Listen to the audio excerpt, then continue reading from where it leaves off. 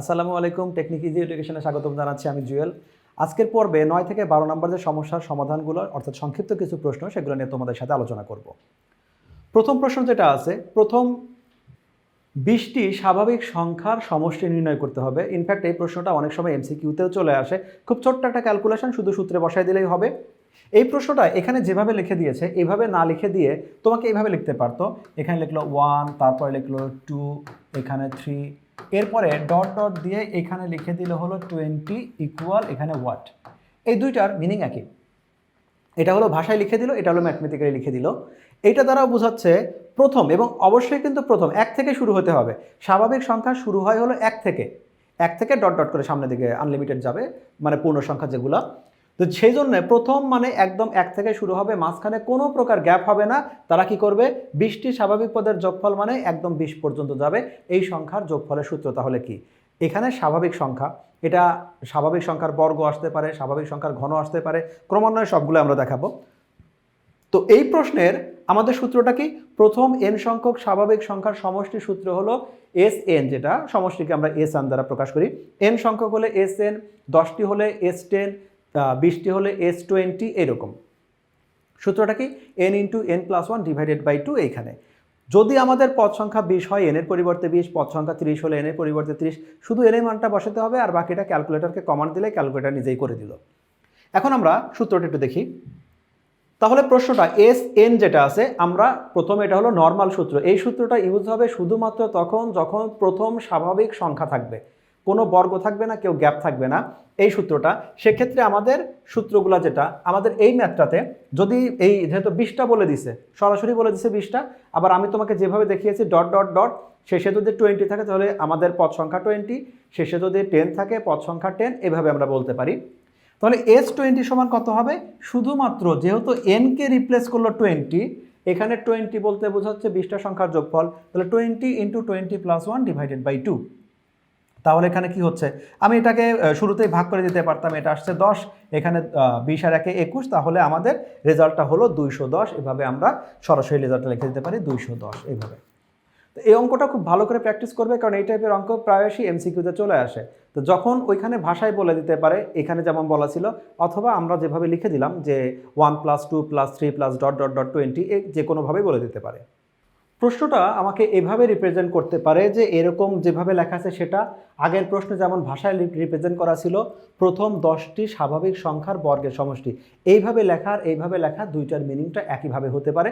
প্রশ্ন যেটাই থাক, আমাদের প্রসেস একদম সেম থাকবে।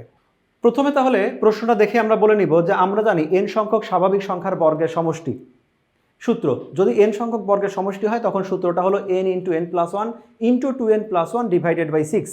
তাহলে এই ম্যাথটাতে কি করতে হবে, যেহেতু ম্যাথটা 1 থেকে শুরু হয়ে 10-এ গিয়ে শেষ হয়েছে, তার মানে এখানে আমাদের পদ সংখ্যা হলো 10। তাহলে এই জায়গায় যত জায়গায় আমাদের n ছিল, এই যে আমাদের 3টা জায়গায় n আছে, এই 3টাকে শুধু আমরা 10 দ্বারা রিপ্লেস করব। দেখো এই সূত্র কি করলাম, তাহলে n কে রিপ্লেস করলাম, n কে রিপ্লেস করলাম, n কে রিপ্লেস করলাম, 3টা জায়গায় শুধু n কে রিপ্লেস করে দিয়ে ক্যালকুলেটরে একদম প্রেস করলেই আমাদের রেজাল্টটা চলে আসবে। তাহলে আমাকে এখানে সবচেয়ে ইম্পর্টেন্স দিচ্ছে আমরা কোথায়, এই যে সূত্রটা আসছে আমাদের স্বাভাবিক সংখ্যার সূত্র, স্বাভাবিক সংখ্যার বর্গের সূত্র, আর একটা আছে সেটা হলো স্বাভাবিক সংখ্যার ঘনের সূত্র। পাশাপাশি অনেক সময় আমাদের জোড় সংখ্যার কথা বলে অথবা বিজোড় সংখ্যার কথা বলে, সেটা খুব কম। বাট স্বাভাবিক সংখ্যা, স্বাভাবিক সংখ্যার বর্গ, স্বাভাবিক সংখ্যার ঘন, এই 3টা সবচেয়ে বেশি আসে। এখন শুধুমাত্র আমাদের এখানে হচ্ছে 11, এখানে আমাদের হচ্ছে 21, মাল্টিপ্লাই করে 6 দ্বারা ডিভাইড করলে আমরা রেজাল্ট পাচ্ছি 385, আমাদের রেজাল্টটা হবে। খেয়াল করে দেখো, এই যে সংখ্যাগুলো আসছে, স্বাভাবিক সংখ্যার বর্গের যোগফল, স্বাভাবিক সংখ্যার ঘনের যোগফল। তো স্বাভাবিক সংখ্যার বর্গের যোগফল স্বাভাবিক সংখ্যায় আসবে, এখানে কোনো ভগ্নাংশ আসবে না। স্বাভাবিক সংখ্যার ঘনের যোগফল বা স্বাভাবিক সংখ্যার যোগফল সবসময় স্বাভাবিকই হবে। কখনো যদি দেখতে পাও এখানে যে রেজাল্টটা হচ্ছে, সেই রেজাল্টে কোনো ভগ্নাংশ থেকে যাচ্ছে, তার মানে হলো হয় তোমার ক্যালকুলেশনে ভুল, আর না হলে তুমি ক্যালকুলেটরে যে টাইপ করছো সেখানে ভুল, অথবা এখানে মান বসাতে কোথাও না কোথাও তোমার ভুল হয়েছে। রেজাল্টটা সবসময় স্বাভাবিক হবে।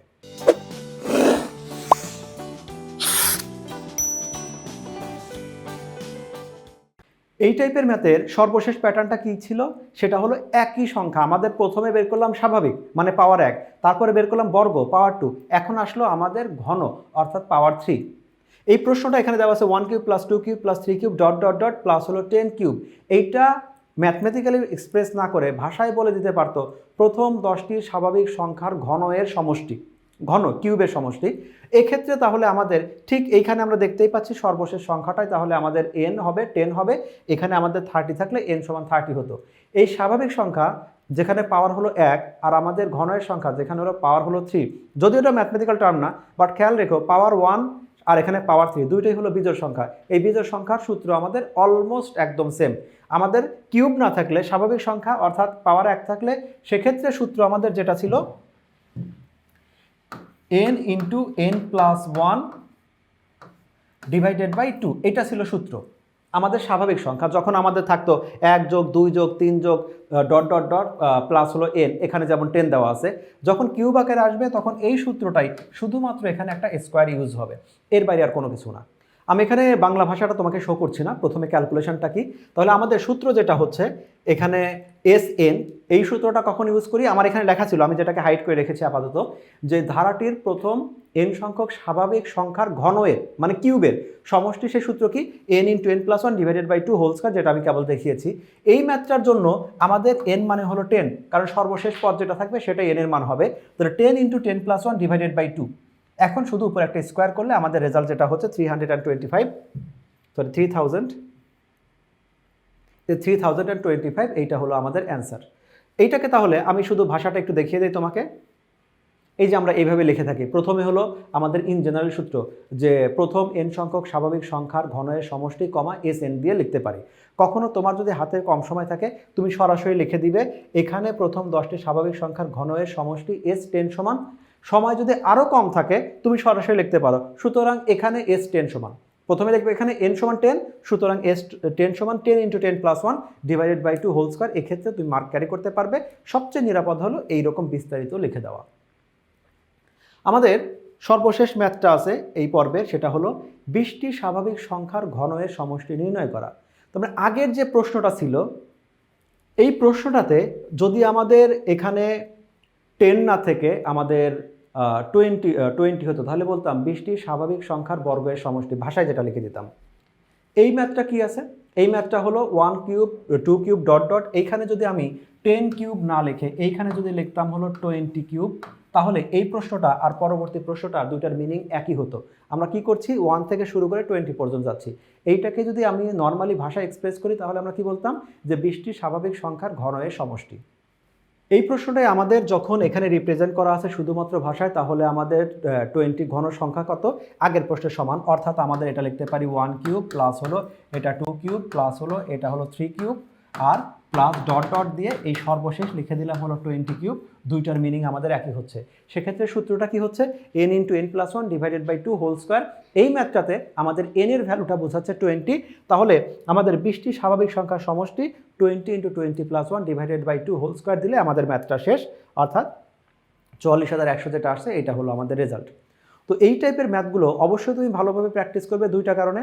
সংক্ষিপ্ত যে আমাদের প্রশ্নের যে সিকোয়েন্সগুলো আছে সেক্ষেত্রে এই টাইপের ছোটোখাটো প্রশ্নটাই আসে, পাশাপাশি এইগুলো অনেক সময় এমসিকিউতে চলে আসে, যেটা তুমি সরাসরি ক্যালকুলেটরে সলভ করবে কোনো প্রকার লেখা বাদেই, কারণ হাতে তোমার সময়টা যথেষ্ট কম থাকবে। আমাদের সাথে এই পর্বগুলোতে থাকার জন্য ধন্যবাদ। আশা করি পরবর্তী পর্বগুলোতে তোমাদের সাথে দেখা হবে। আজকের মতো এখানেই বিদায় নিচ্ছি। আল্লাহ হাফেজ।